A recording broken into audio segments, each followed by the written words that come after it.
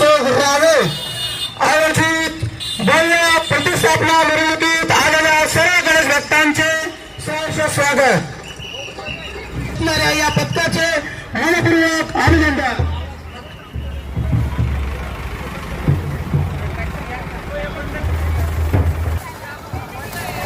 सर्व महिला मंडळाला विनंती.